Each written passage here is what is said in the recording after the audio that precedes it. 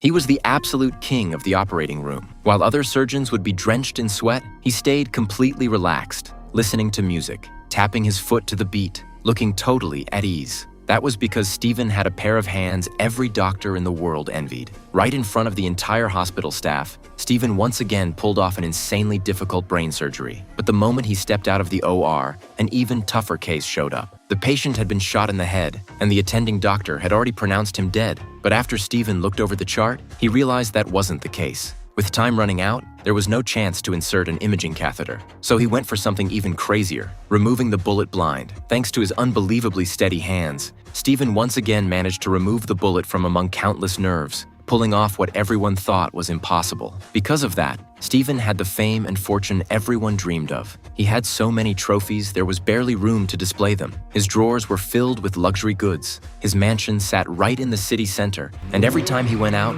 he was driving a supercar worth millions. But that lavish life was completely destroyed by a single car accident. That night, the rain came out of nowhere. As usual, Stephen was listening to a patient report, not noticing that the car was going faster and faster. And the moment he looked down at the file, everything went wrong.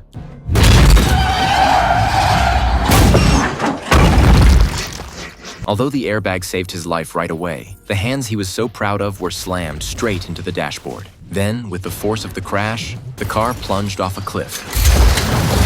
When he opened his eyes, the first thing he saw was both of his hands covered in steel pins. 11 stainless steel pins in the bones. Multiple torn ligaments. Severe nerve damage in both hands.